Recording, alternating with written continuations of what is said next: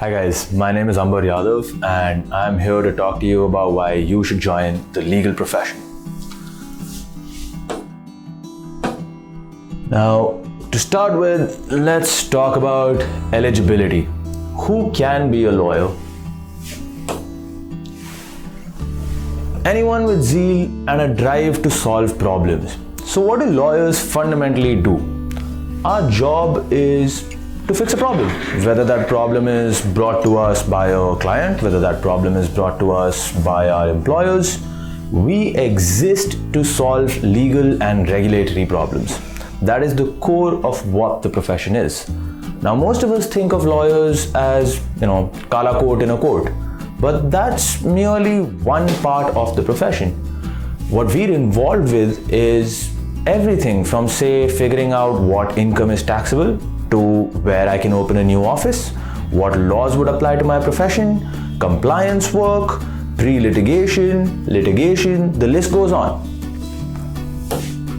Now, how do you become a lawyer? For those of you who are still in school or if you've just finished, you can apply for the 5-year program. The 5-year program combines an LLB, which is the basic law degree, with an undergraduate degree of your choice. So this could be a BA, this could be a BBA, and this could be a BSc. Now, the other plus of a 5-year program in law compared to many other programs is you are trained to be an all-round professional. You will graduate with a background in basically every discipline. You'll graduate with a background in political science, in economics, in sociology, and of course in the law. For those of you who already have completed some formal education, that is, for those of you who have an undergraduate degree, you guys can apply to the 3-year program in law, where you will earn an LLB, which is, as I mentioned, the basic undergraduate law degree. Now, why should you choose the legal profession? To start with, every job in the world or every calling in the world, take a minute, think about it. Every single one needs a lawyer. It is, especially in the modern day and age, it is impossible to function, whether you're a large MNC, whether you're a specialized boutique firm, or even if you're a small business. Everybody from a shopkeeper to Google needs lawyers. Let's say that you're a shopkeeper. You've ordered maybe office supplies. Even for your office supplies, you're going to conclude a contract. You're going to have to decide what happens if my supplies don't come on time. What happens if the quality is not up to the mark? What court will we go to? These are very basic questions. But starting from this point onwards, you already see the need for a lawyer. So lawyers really are regulatory troubleshooters at the heart of the knowledge economy. Now that's a lot of words, but what does it really mean? When I say this, what I mean is that today we live in what's called the information age. We live in a knowledge economy. The most important product that we create, the most valuable product that we create today is information and its knowledge. And this is a product that you cannot create or perfect without having a lawyer on your team, or sometimes more than one. Because lawyers are professionals that are fundamentally trained to navigate regulations. Our job is to navigate the regulatory ecosystem that exists in a country, in an industry, and in a profession. Now, there is already an established need for lawyers in existing sectors, whether it's real estate, whether it's corporate regulation, banking. These are, of course, the areas and industries that we best know lawyers from. Whether it's your TV shows, maybe Suits, Boston Legal or whatever, or whether it's a John Grisham novel, or maybe you've just seen it in practice. But most of you, I imagine, would already be familiar, at least on the face of it, that when you think about these sectors, you think vaguely of lawyers in them. Now, what lawyers do here is much of the work that I've been talking about already. You help people navigate the regulatory frameworks within which these sectors exist. You help carry out transactional work within these sectors.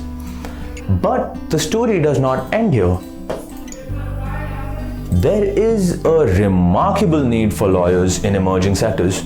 So whether you have, say, cryptocurrency or data science or the insolvency and bankruptcy code, which is a new law that's come in, you need, in fact, quite desperately, we need lawyers in these sectors.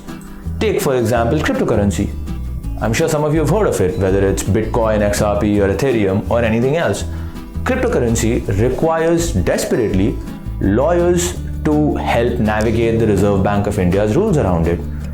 If you are a cryptocurrency company or a professional or a tech professional, you can't really survive in the sector unless you know what laws apply to you, how your business needs to be regulated, or even to make sure that your business is lawfully recognized. You need lawyers to do all of this. Which brings me to my last point, that there is great scope for both specialists and generalists in this profession. As a lawyer, you could very well become a cryptocurrency expert, an aviation expert, maybe a banking expert, maybe a corporate M&A expert. Or on the other hand, you could also run a general practice where you dabble in a little bit of everything. It's a versatile profession, it gives you a career full of exciting opportunities, and it remunerates you well for your efforts. The law is a very lucrative career. Now, it is a demanding career. The legal profession is not one that can be taken casually. Lawyers have a lot of responsibility on their shoulders. As a lawyer, the very survival of your company, your organization, or your law firm rests on your shoulders. This is a lot of responsibility, but for an ambitious individual, somebody who is willing to rise up to the occasion, there are very few careers that can reward you like the legal profession can. Now, to start with, you have extremely high starting salaries for lawyers. 30 years ago, this was not the case, but ever since the liberalization of India's economy in the 1990s, the legal profession has become extremely sought after. As economic activity in India increases more and more businesses open up, more opportunities open up, the need for having qualified professionals who can help guide businesses through these regulatory mazes is ever higher, and businesses reward lawyers accordingly. So graduates of top law schools in India today can start out earning anything around 15 to 16 lakhs per annum or even more, which is an incredibly high starting salary. Of course, people might say that money is not everything, and I agree, it isn't. But I think we'll all agree that it is important. And the law as a profession is a calling that will reward you very well for the efforts that you put into it. Now, quite apart from the fact that your starting salaries are high, the sky is the limit in the legal profession. Partners of law firms, well-known litigators and senior advocates, they are frequently among the richest people in the country or even the world. Now, lawyers have had an outsized role in building the modern world and its institutions, and will continue to do so in the information era. What does this mean? Let's look at India, for example. The Constituent Assembly of India, the first body of legislators that India had, was 36% lawyer. Dr. Bhimrao Ambedkar, who wrote our constitution, was a lawyer. John Adams, second president of the United States, was a lawyer. So, lawyers have had a core part to play in building the institutions of the modern world. So whether that is free and fair elections, whether that is parliamentary democracy, whether that is the rule of law and independent judiciary, all the things that we take for granted, all the things that we rely on in this modern world to live our lives on a daily basis the way we live them, at some level we owe it to the legal profession. It's fashionable in some circles to say that lawyers are cutthroat, lawyers are amoral, we've all heard the lawyer jokes. But a flip side of it is also that lawyers have always been at the forefront of making the world a better place. And what better example for it than Mahatma Gandhi, who was also a lawyer? Now, it's high octane and exciting work, quite apart from the fact that if you're so inclined, it can be morally rewarding. It's also very exciting work. You will be involved in everything from, say, settling a water dispute between two states to figuring out how to carry out a merger between the biggest firms in a sector. So you're going to be involved in very, very exciting stuff. And then, of course, there is other areas of practice, say criminal law or even civil law, tax law. All of these give you constant opportunities to engage with intellectually stimulating and very exciting work. And of course, as I've been talking about, it makes a difference to the world, a big one. It lets you leave behind a legacy that would be the envy of everybody. Now, when we think about legacy, what people remember you for, is there anyone that left behind a legacy larger than people like, say, Mahatma Gandhi or Barack Obama or B.R. Ambedkar? All of these men were lawyers. Now let's talk about career options that are available to you when you graduate with a law degree. Now, obviously, the most talked about profession in recent years is that of joining a law firm. What is a law firm? A law firm is essentially a group of lawyers that have come together to start their own practice. Now, this could be organized as a limited liability partnership, as a regular partnership, or something else. We aren't really concerned with what its structure is. We're more concerned with what it is that a law firm does. Now, law firms are known primarily for their transactional practice. What does this mean? This means that if, for example, you run a company and your company is seeking to take over another company. Now, this transaction would probably be very, very valuable. Perhaps you have a $1 billion company and it's trying to take over a $200 million company. Now, that's a very complex process. You need somebody to guide you through it. You need somebody to help you navigate all the regulatory environment around this. And for that, you would go to a law firm. Now, this firm would charge you a very hefty fees for it because obviously this is a very, very, very financially sensitive matter. So law firms deal in such things. They deal in transactional practice, whether it's corporate M&A, whether it's project finance. They deal with large business in essentially the corporate world. Now, what they're most known for is hefty starting salaries. The law can be a very lucrative profession for everybody that's in it, but traditionally how the legal industry used to work is you would start out earning almost nothing, and if you were good, maybe in 10 to 15 years you would become very, very rich. But with the advent of the new legal ecosystem, in India this was about 30-40 years ago, you have very, very hefty starting salaries now for law graduates, or at least from law graduates from the top schools. So if you graduate from a top school with good grades and you're duly qualified, you can earn as much as 15 to 16 lakhs per annum as a starting salary, which is almost unheard of in any other profession, especially for an undergraduate person. Let's look at some of the data about this. Now, the Indian legal market is still not mature. Like I said, this only started about 30 or 40 years ago. So it's a relatively new market. Despite that though, it's already worth about 8,400 crores. It's worth 8,400 crores in an industry where the number of lawyers are perhaps in a few thousand, or at least the number of lawyers responsible for the bulk of this work number in maybe just a few thousand. Now, if you look at this column here, the average fees that is charged, those figures are in dollars by the way, the average fees that is charged by a senior partner at a top law firm is almost $992 per hour.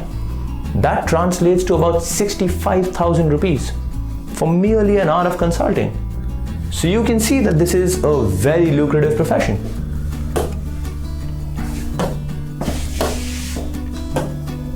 Now, another job that is quite popular in the legal world is that of an in-house counsel. So an in-house counsel is the regular employee of a company or an MNC or a PSU. As an in-house counsel, you have fixed work hours. It's your standard 10 to 6, standard 10 to 5 corporate job, where you get up in the morning, you go to work, clock in your hours, do your work and come back home. Unlike law firms, in-house counsels are not in as fast-paced an environment. Law firms can be more rewarding, but they're also much more fast-paced, they're also much more stressful. In-house counsels live a fairly comfortable life. It gives you great work-life balance, and of course they also make very, very good money. So for people that want to live a very comfortable life, enjoy being in the legal profession, and of course also want to make good money, there's nothing quite like being the in-house counsel for an existing company. Much of the work that you do, again, will focus on transactional stuff, maybe sometimes pre-litigation or litigation. What do I mean by these terms, pre-litigation and litigation? Litigation is what we know lawyers for traditionally. Litigation is the process of appearing before a court of law, submitting arguments, and attempting to get a favorable judgment in your case. That entire process of going to court is what we call litigation. Pre-litigation is what is formulating strategy before going to court. So a lot of times what an in-house lawyer would do is, let's say the company has a pending case against it, or the company has brought a case against another company. So an in-house counsel will decide the broad outline of what arguments that the company is going to take in that case, a broad strategy, and then they would outsource to a law firm or a litigating lawyer to follow through on that strategy. So this is some of the work that you might be doing as in-house counsel. Now, following up from the previous slide, the top law firms in India, now you can just look at the number of lawyers that they have. It's not very high, 600, 500, 500, 400. So this is not a very, very large industry, but it's generating extremely high revenues. So you can see how lucrative a career the legal profession offers. Now the third is litigation, the traditional occupation of lawyers. Litigation is essentially appearing before a court of law. Now it's a very exciting and dynamic career. Litigators will deal with very, very exciting matters. You could deal with criminal matters, you could deal with white collar crimes, you could deal with everything from extortion or murder or terrorism to maybe fraud or corporate embezzlement, tax fraud. It's a very exciting career. It's also for people that look for excitement in their daily lives, that want to see themselves making a difference in day-to-day life, and that have great soft skills. You need to be very well spoken. You need to be very quick on your feet. This is an exciting career. Litigating it's a career for, let's say, adrenaline junkies who get a rush from intellectual stimulation. So if that sounds like you, litigation is definitely the career for you. Now, it is, however, a long-term career. What this means is it's not financially rewarding in the short term. Litigators start out not making a lot of money, working very hard, but it's kind of like Bollywood. If you make it, then the sky is the limit. There's a lot of struggle, but those that get to the top, there is no limit on how much they can earn and how much they can influence a country. Litigators are usually at the core of both politics and business, because both these fields see a lot of litigation. So if you are a litigating lawyer at the top, you will be closely related to every major development that's taking place in the country. which I think is a really great place to be. But our story doesn't quite end here. In fact, there are multiple other professions that you can pursue apart from what we've already discussed. So, politics and civil society. The legal profession, in fact, is probably the most popular background for anybody in politics, because making laws is essentially what a member of parliament or a legislator does. So if the job of government is making and enforcing laws, and a legal educational background is obviously the ideal aim to do this. Civil society, so whether you're talking about NGOs, watchdogs, if you are the kind of person that is driven by a desire to make the world look like a better place, the law is a great background for you too. So as I was saying earlier, it's a profession that offers something to everyone, because it trains you in such widely different disciplines. You will graduate from law school knowing everything from human rights law to corporate transactions. Research and think tanks. Another exciting option for a lawyer is joining a research organization or a think tank and figuring out how policy is framed. This is basically policy making.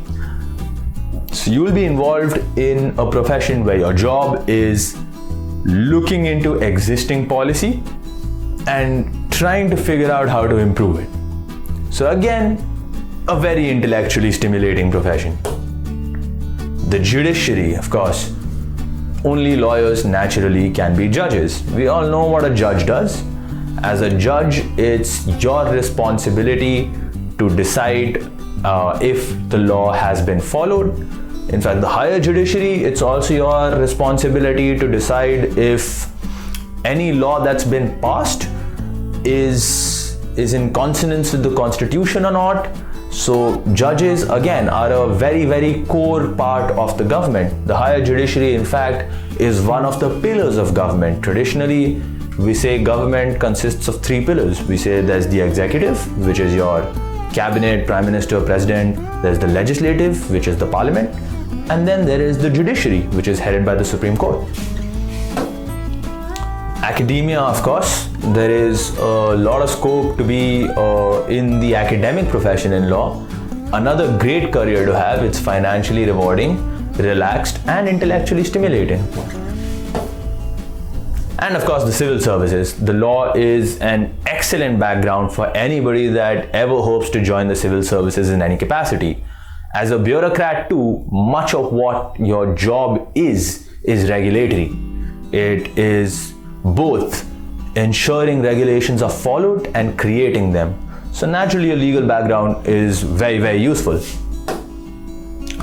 LPOs. Now, LPOs are a recent creation. This is legal process outsourcing. So what an LPO does is it takes legal work that's been outsourced from all over the world and does it remotely in India.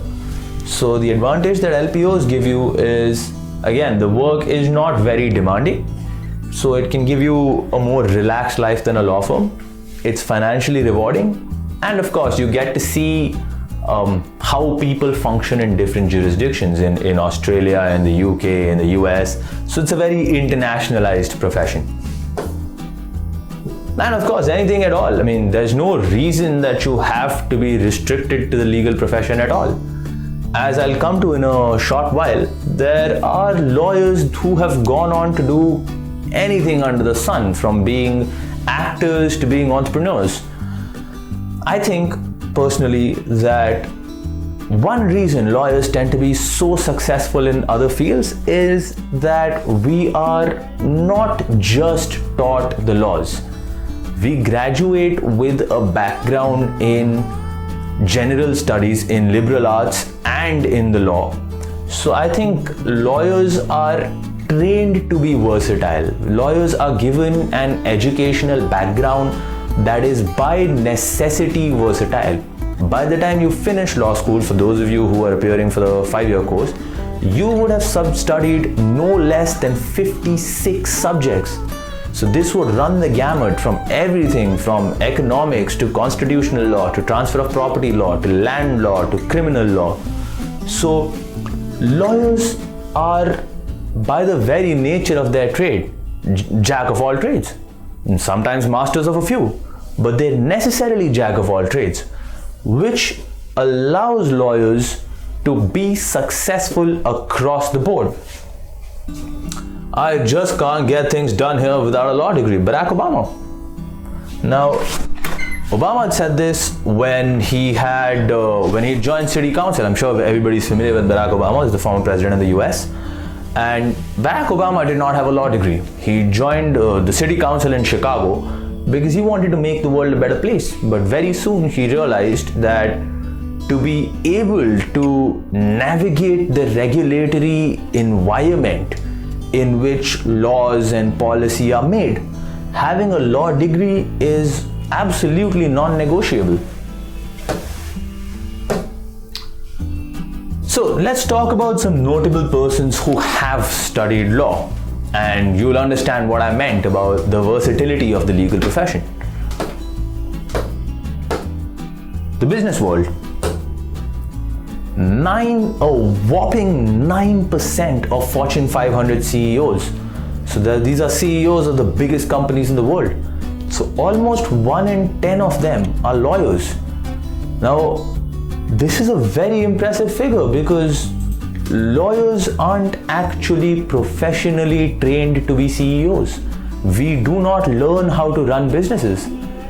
Yet, you have almost 1 in 10 of the biggest CEOs in the world who have a legal background. Nihal Madhani is an entrepreneur who started Alt Legal. He's a lawyer and he figured out how to use coding in the legal profession. And he figured out how to start entrepreneurship on the basis of it. Lloyd Bankfein, CEO of Goldman Sachs, one of the biggest financial companies in the world. Kenneth Kenault, American Express. Peter Thiel, who founded PayPal, the payment service. These are all lawyers. And of course, there is politics and activism, which is perhaps what the legal profession is best known for. Mahatma Gandhi, who is maybe the biggest name in activism in all of human history, maybe, and he happened to be a lawyer. Nelson Mandela, a close second, also a lawyer. Barack Obama, as we've already mentioned. Arun Jaitley, former Union Law Minister. John Adams, second President of the United States. And of course, Vladimir Putin, the leader of Russia. Now, the entertainment industry, surprisingly, has quite a few lawyers too.